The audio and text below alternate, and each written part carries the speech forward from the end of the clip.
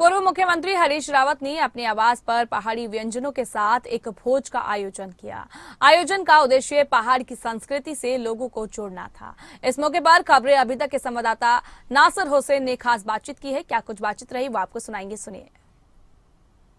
उत्तराखंड के केदारनाथ विधानसभा के लिए उपचुनाव चल रहे हैं। इस सब के बीच पूर्व मुख्यमंत्री हरीश रावत ने आज एक दावत दी है। दावत है पहाड़ी व्यंजनों की। आइए उन पर बात करेंगे उनसे और जानेंगे कि आखिरकार इस दावत के मायने क्या है। हरीश रावत जी हमारे साथ हैं। पत्रकार बंधुओं के माध्यम से सारे राज्य के लोगों को दिवाली की शुभकामनाएं दी हैं और इस अवसर पर मैंने विशुद्ध रूप से जो उत्तराखंडी भोज है, नारसन से लेकर के केदारनाथ तक का, एक तरफ घी बूरा दाल चावल है तो दूसरी तरफ भटवाणी, चुरकानी, ककड़ी, पहाड़ी ककड़ी का रायता और पहाड़ी आलू के गुटके, ये चीज़ें हैं। पर इसमें केवल चावल ही ऐसा है जो नॉन जैविक है, बाकी सब जैविक है। यहाँ तक कि घी भी उन भैंसों का है उन जो जैविक चारा खाती है। केदारनाथ में उपचुनाव चल रहा है, किस तरह की कांग्रेस की तैयारी है? हालांकि अभी तक दोनों ही पार्टी अपना कैंडिडेट तय नहीं कर पाई है।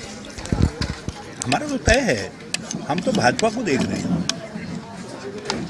रणनीति के तहत देख रहे हैं और भाजपा का जैसे उम्मीदवार आएगा आप देखिएगा, हमारे बिल्कुल तय है हमारा तो। केदारनाथ में खासतौर पर क्योंकि आपकी सरकार के रहते हुए भी आपदा के दौरान बहुत सारे कामकाज हुए थे और फिर दोबारा से ये सरकार भी कामकाज कर रही है, तो ये एक बड़ा मुद्दा है जिसको लेकर के दोनों पार्टी चुनाव में जा रही है। किस तरह का जनता के बीच जाएंगे, क्या कुछ मैसेज देंगे?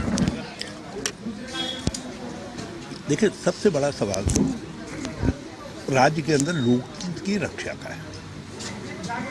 हम विपक्ष हैं, जनता परेशान है और इसलिए राज्य सरकार को अंकुश में रखने के लिए कांग्रेस की जीत आवश्यक है और भगवान केदार, भगवान शिव हमेशा न्याय के साथ रहें, न्याय कांग्रेस के पक्ष में है। दूसरी बात जो है, केदारनाथ क्षेत्र के विकास की निरंतर अवहेलना हुई है।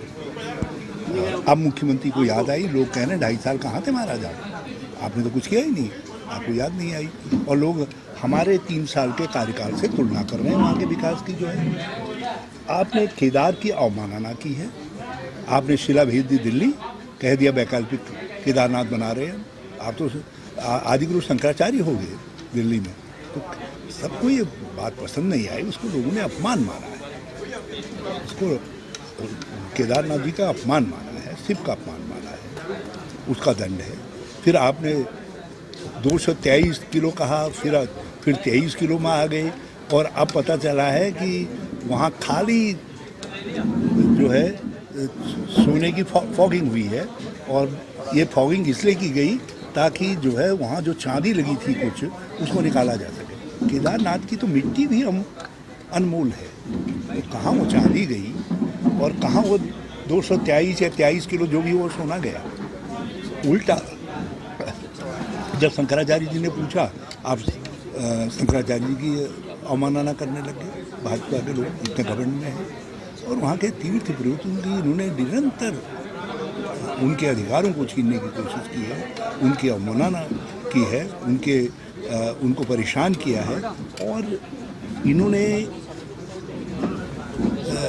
4 धाम यात्रा का इस तरीके से मिसमैनेज किया कि सारे गढ़वाल क्षेत्र की अर्थव्यवस्था पर उसका दुष्प्रभाव पड़ा है, जिसमें केदारनाथ भी सम्मिलित है। ये सारे मुद्दे हैं जो चीख करके कह रहे हैं कि जब समय आएगा तो भाजपा हारेगी। मंगलौर और बद्रीनाथ को जीतने के बाद अब हो गया। अब ये एक सवाल ये है कि क्या केदारनाथ को भी कांग्रेस जीतने जा रही है? ये एक बड़ा सवाल है और लोगों की नज़रें भी हैं।